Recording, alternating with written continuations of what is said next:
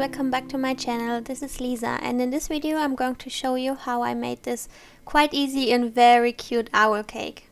Everything is made out of fondant and quite easy, so in my opinion it's beginner friendly. I'll let you judge that.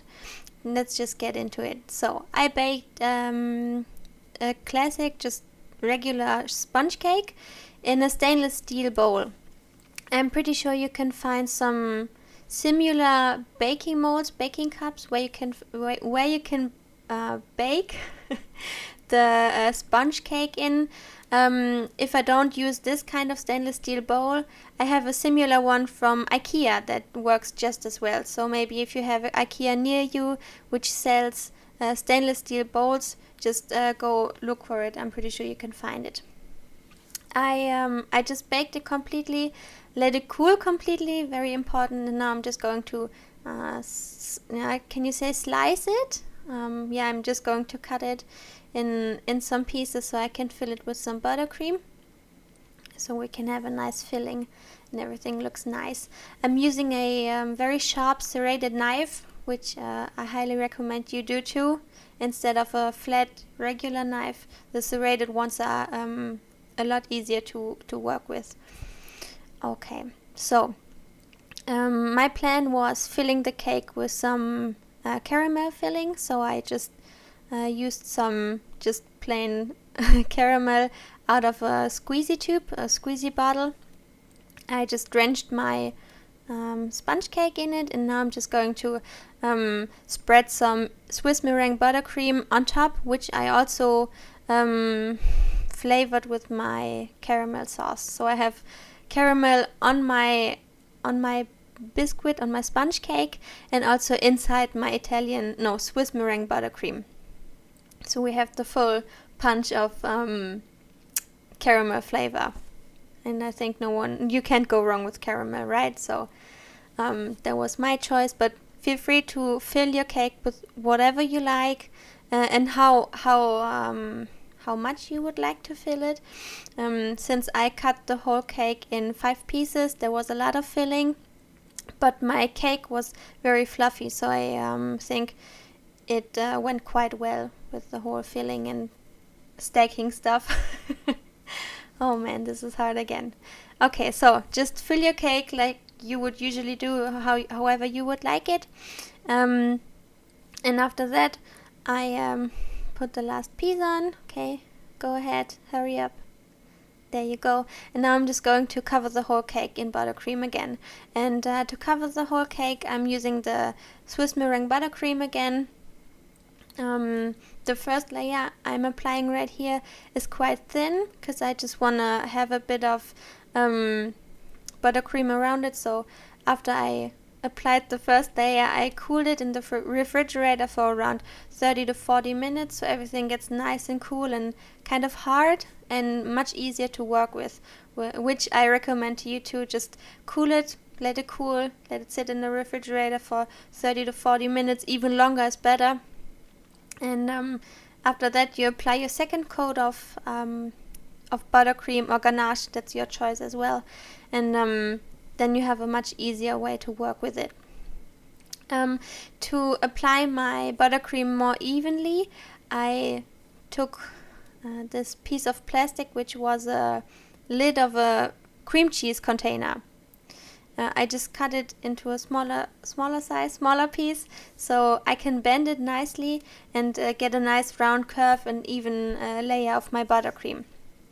After I did that, I put, as I said, the whole cake in the refrigerator for around 30 to 40 minutes, let it cool completely, and what you see right here is after the first cooling time. So I'm applying a second coat of my buttercream, again smoothing it on with my offset spatula first, and then going in with my piece of plastic again, and smoothing everything perfectly and nice. And after that, after my second coat, I put it in the refrigerator again, let it cool again, which makes it much easier to work with. I promise you, it's worth it. It's worth the waiting part, the waiting time.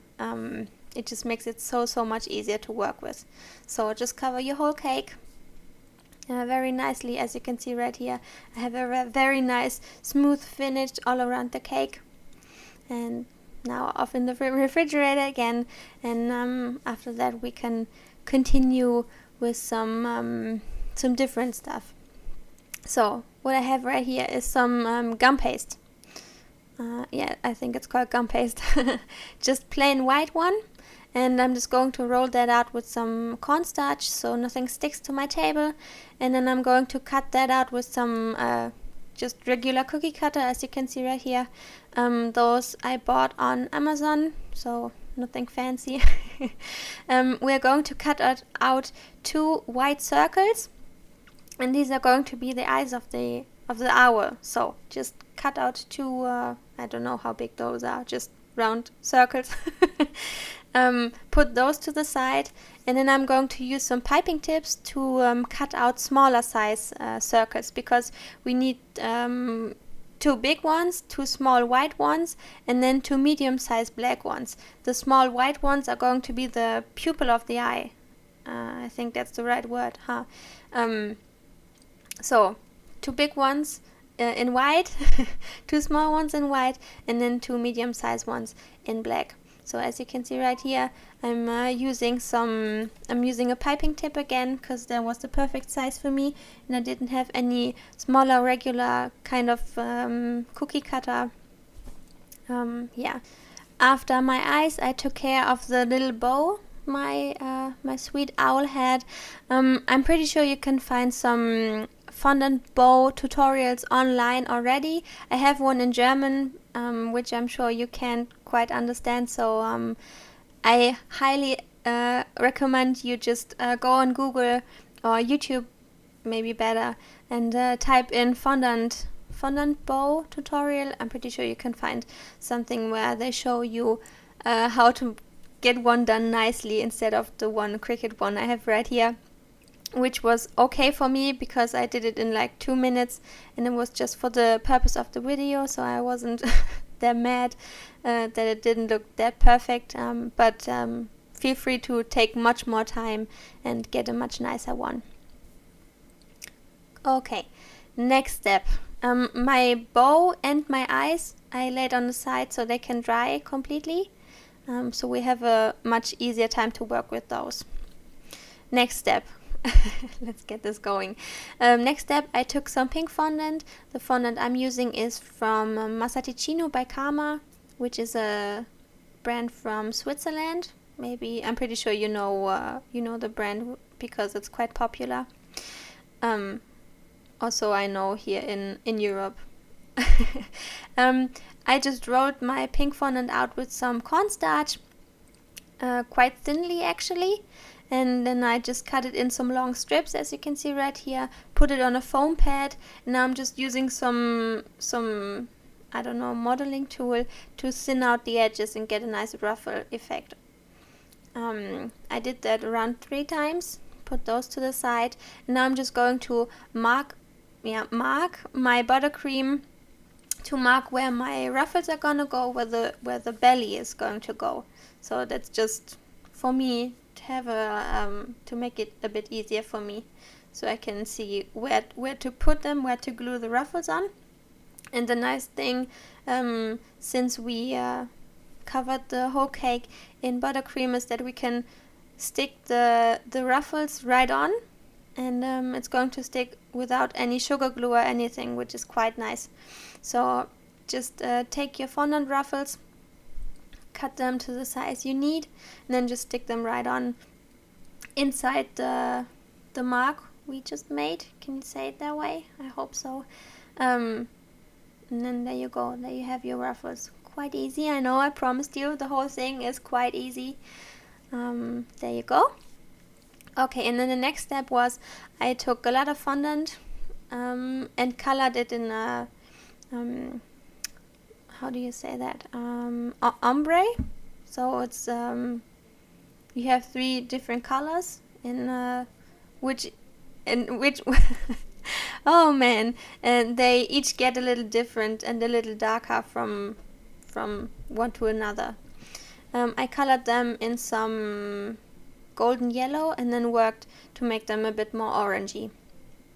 I'm rolling my fondant out with some cornstarch again, so nothing sticks to the table. And now I'm going to use a leaf cutter, I think you say. That's what it's called. You can find this one or those ones on Amazon as well. They are quite easy to find. Just type in fondant cookie cutter, fondant cutter, leaf cutter. You'll find those quite easily.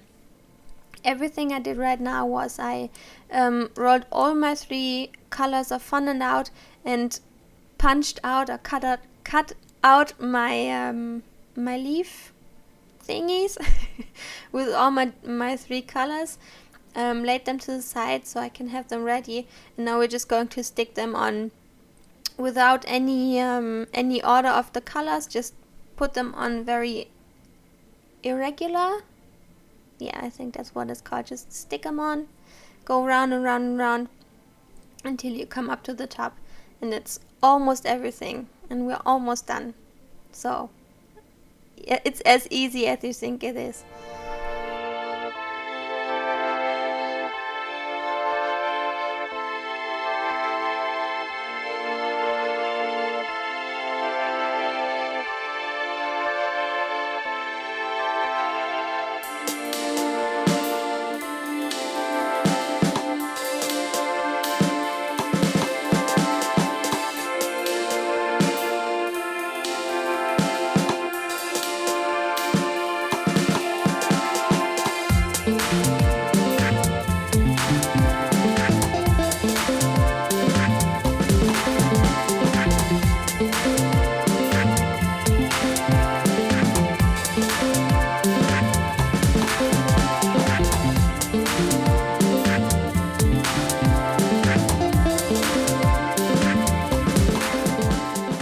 So to finish the eyes, I just took some sugar glue, or just plain water. Just use some tap water, dampen the part you just want to glue on together, and just stick those right on.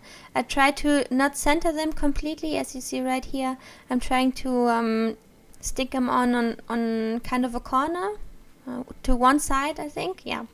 So you can see they make so the owl looks in some direction instead of just googling in one direction. Okay, almost last step. I took some of the fondant I had left over, rolled it into a bowl. No, ball, not bowl, man. And then I just shaped it in some triangular kind of shape. So those are going to be the ears of the owl. Jeez, this is hard. I'm sorry. The same goes for the beak of the owl. So just try to shape some orange fondant into a triangular kind of shape, and then just stick it on with some more sugar glue, as well as the eyes, which should be dry by now, which mine weren't, so I had to cheat a little and put some foam behind the eyes until those were dry completely. But if you make them ahead of time, I think it's quite easy to make them dry completely. Okay, the same goes for the ears of the owl. Just stick those on with some more sugar glue, and the bow as well. So that's all for assembling the whole cake. Quite easy, as I promised. I'm saying it over and over again, but it is that easy. If you have any questions, or if you have anything you would like to let me know, just put those questions or whatever in the comments below. I'm pretty sure you can figure that out. If there's something wrong, just let me know. There are coming some new videos in the next few weeks. It's quite hard for me to practice the whole speaking English thing. If you want to see some of my German tutorials, they will be linked below, since I have a big German channel where you can see those 2 videos already. I would like, and I hope to see you in the next video. Until then, see you next time. Bye.